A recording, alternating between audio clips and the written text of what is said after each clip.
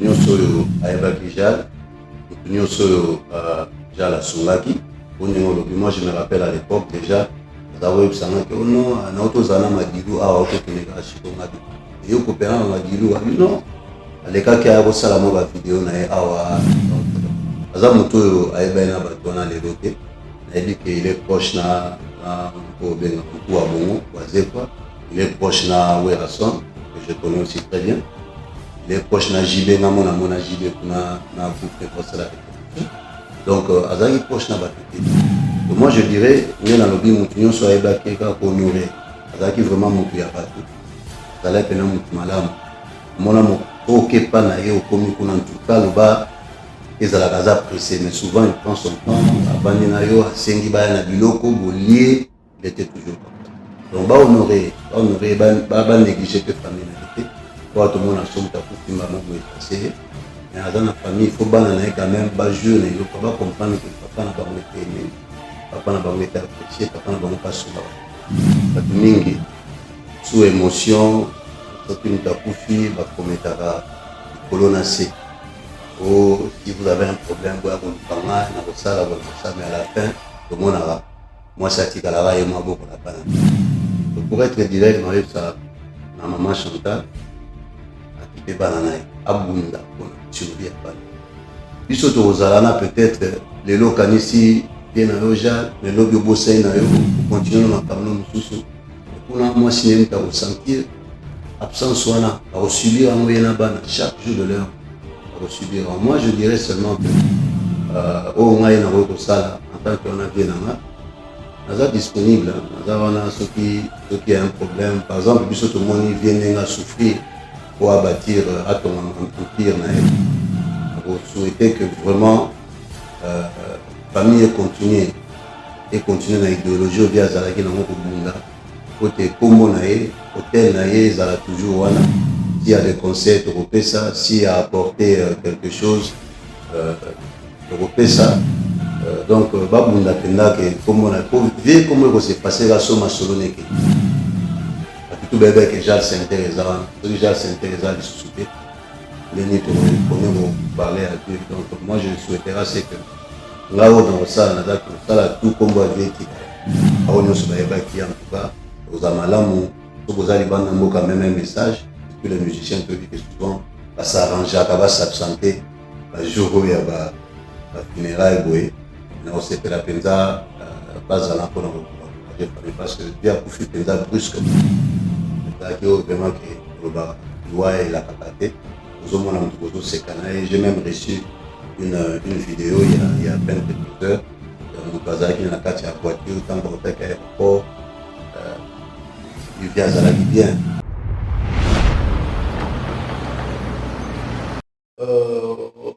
Ingénieur Papita Sa, Congolais à diaspora, oyo azongi na mboka pona accompagner le chef de l'État na engager les Congolais pour ça l'entreprise en tant que diaspora, azongi na mboka pe pour appuyer mon compte mboka Félix Antoine Tshisekedi Tshilombo. Le Papita Sa malobeza na mboka na yo. Tu peux aussi prendre dans le bureau de travail pour ça quand même moi témoignage ndenge bozalaka yona ingénieur Jal Kikita oyo atikiso liwa ya mon frère na ngai Jal Kikita on a misana kobenga déjà et touché na mingi et réveiller à moi moke rappeler nga que vie aux gens et nyonso tozosala eza vanité de vanité. Donc oyo accueillir vraiment za vieux na ngai bato bayebi otovanda na bango bayebi que c'est mon vieux. En 87, ngai na ye tomata avion moko tozokende Chine. Maman aboti ngai mpe ya son âme asimba vie Jal na liboko alobi ne papa abozokende kuna batelelanga mwana aza mwana moke.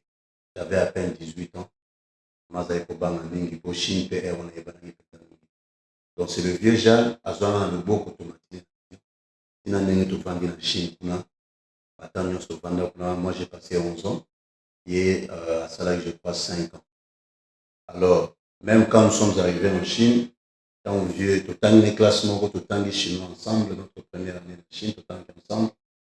Et après, on a à Shanghai, via Tikal à Pékin. Et tant aussi, c'est l'étude, à revendre pas. Parce qu'à l'époque, tout le monde a pillage, ça, Kim,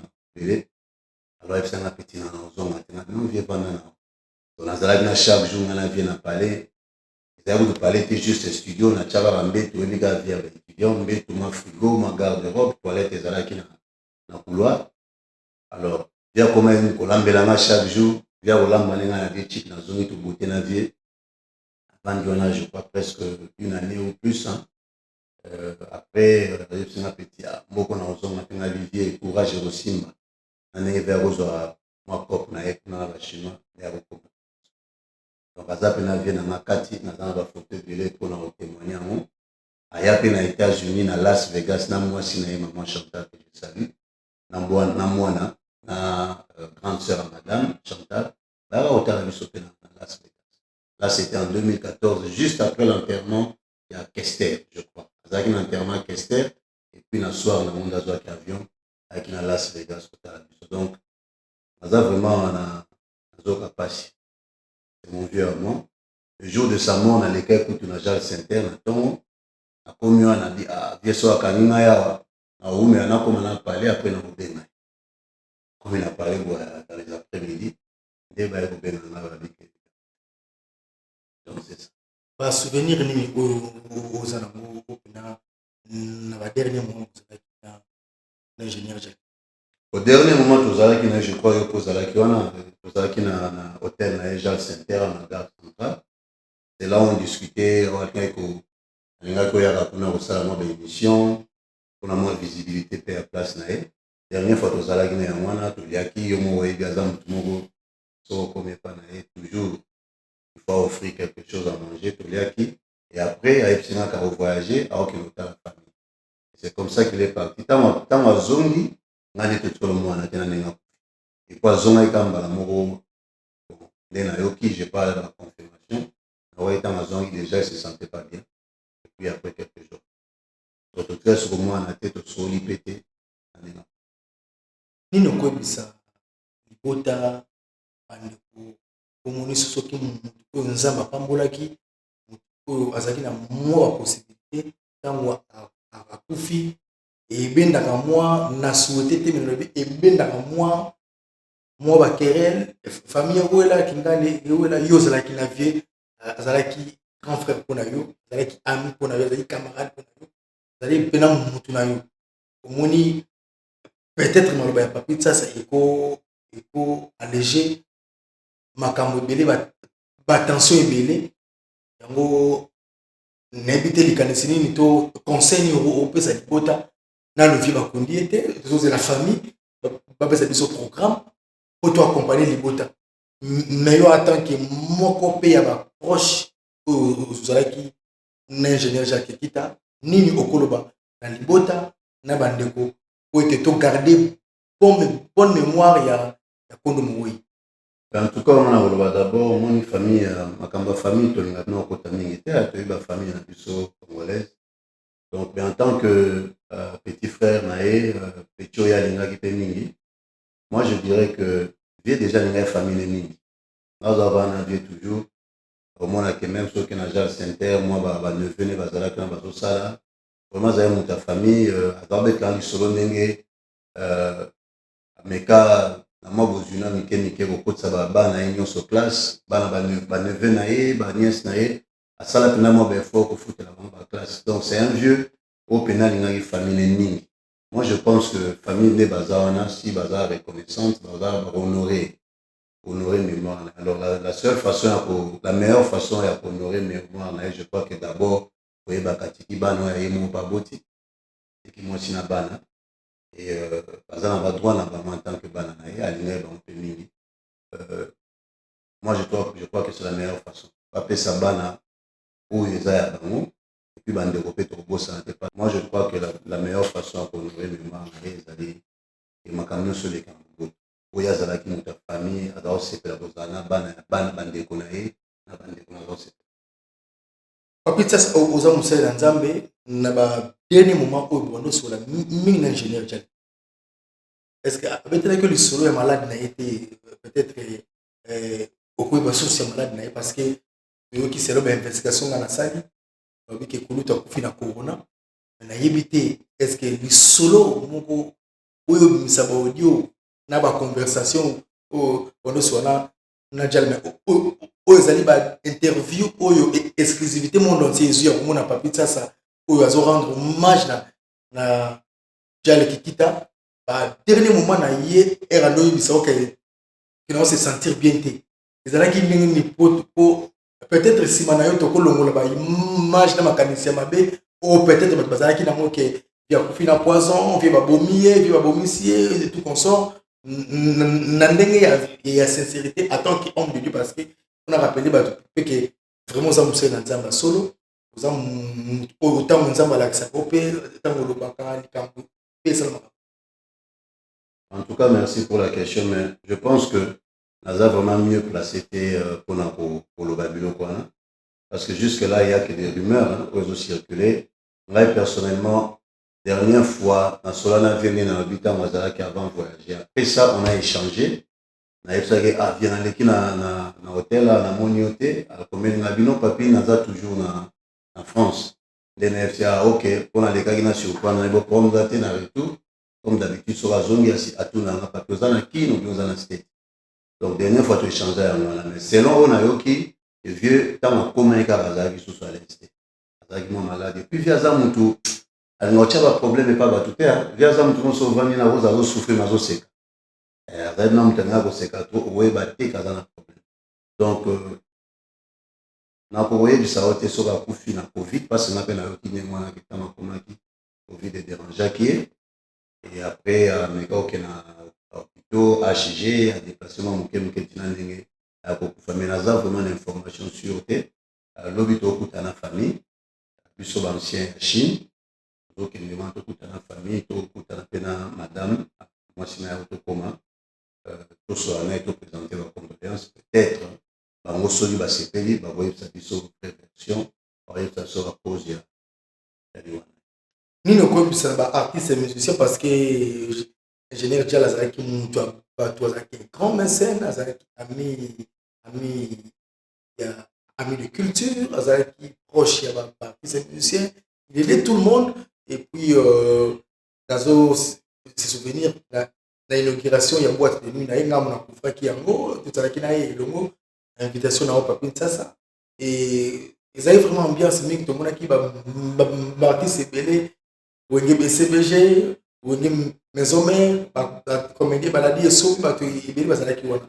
na ntango baartiste bakufaka tomonaka mwa ingratitude wana to mwa négligence ya baoyo bazalaki proche na ye surtout na monde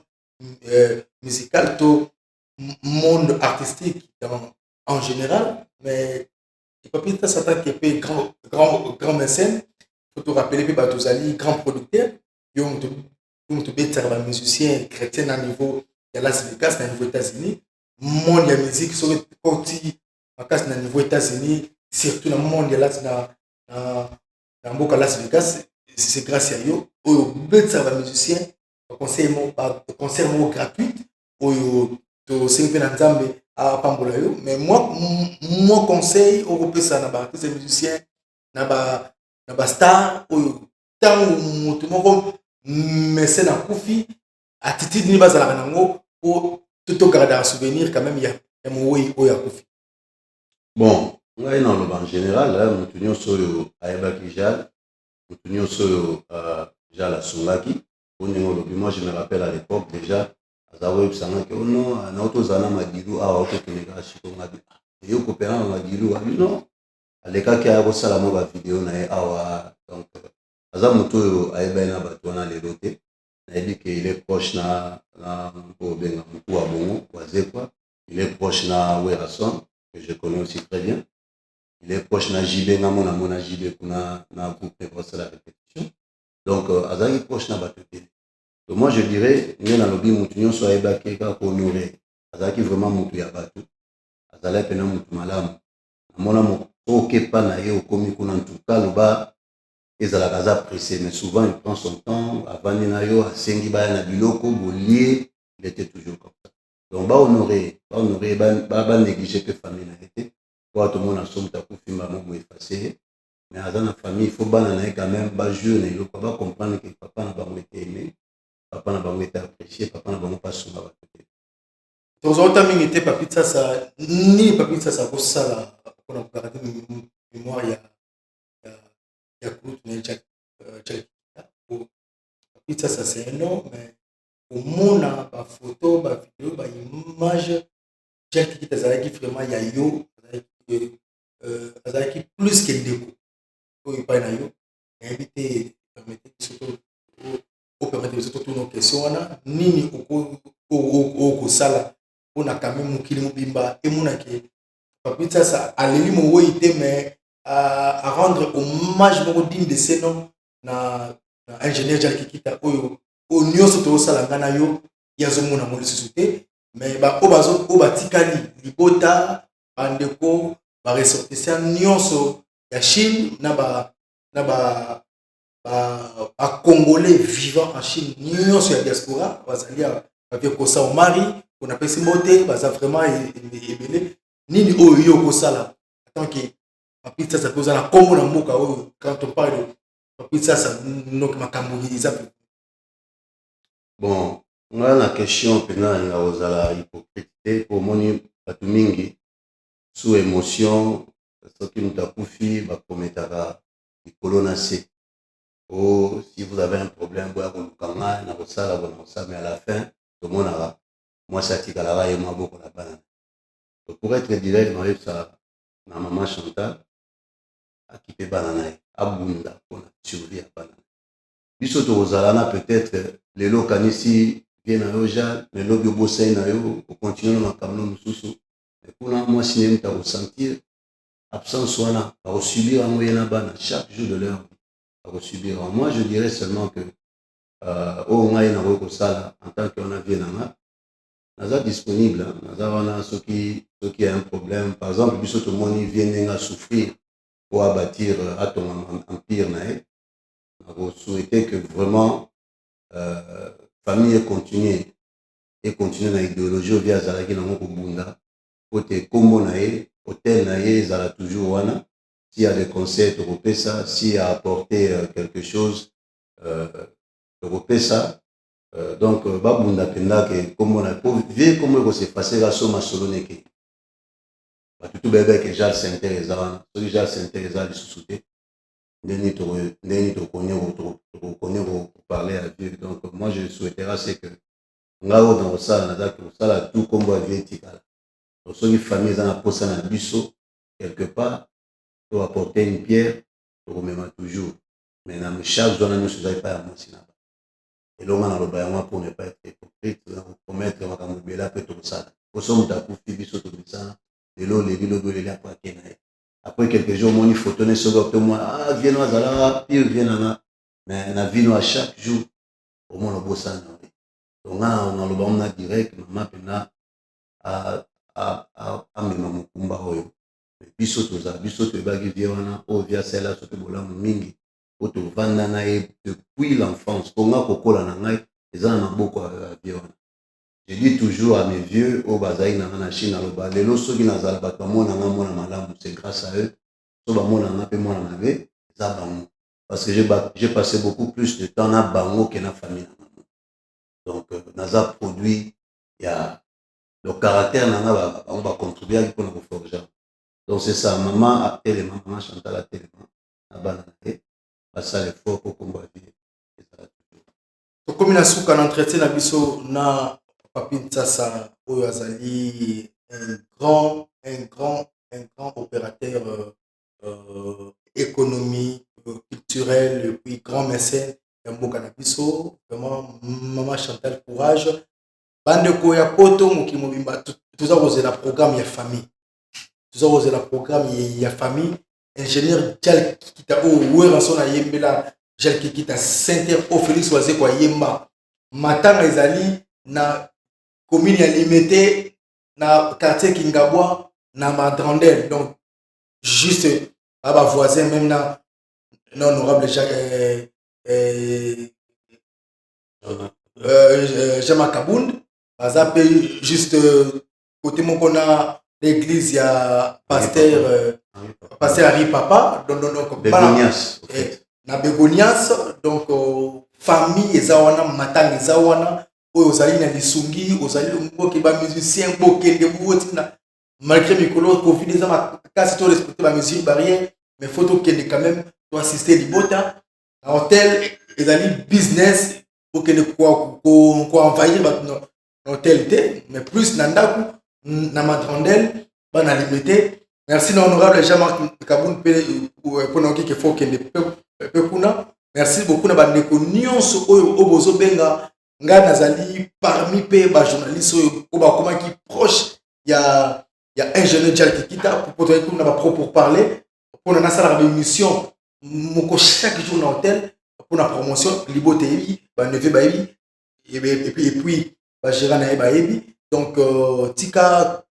molimo ya kondo moyi ingénieur Dial Kikita et paiement na bobo na te papine ça te souk si moi le ba souka potoka non le ba souk eza que ndemo lobby biso nyonso to le kana ndako nga personnellement dans le kana lobby abande comme sous tozaki na bango na Chine oyo bayebi l'ingénieur Jacques Kikita bien donc tozala na lobby nde tobaya mpona représenter ba condoléance na biso na madame na ye tokoma tozala na lobby na cet après-midi donc après totala programme en famille représenter biso et tozala ce soir na levé du corps ti toaccompagner na dernier demain donc bao nyonso bayebaki en tout cas tozala malamu so bozali banda mboka même un message tous les musiciens te disent que souvent s'arrangeaka basabsente bajour oyo ya bafunérailles boye naosepela mpenza bazala mpona koencourage famille parce que vie akufi mpenza brusque ezalaki oyo vraiment ke tolobaka liwa elakaka te ozomona moto bozoseka na ye j'ai même reçu une vidéo il y a à peine quelques heures ya moto azalaki na kati ya voiture ntango baotaki aéroport abivie azalaki bien ndenge nini puisque na boye te nde na lobivie azali na makambo ne pas azali kobomba mpona aboyaki bato bakoma mokumba te donc tokende kaka tohonore bien na eza mpasi eza nzela na biso donc lokumu ezoneka merci beaucoup tokutana bino mbala nsima eza koya ezalaki entretien ya peki tsasa na papi tsasa oyo azali grand mécène ya mboka na biso obima libanda bopolémike te mais bozala bogarde bamémoire makasi mpona kondo mowei Dial Kikita merci s'il vous plaît abonnez-vous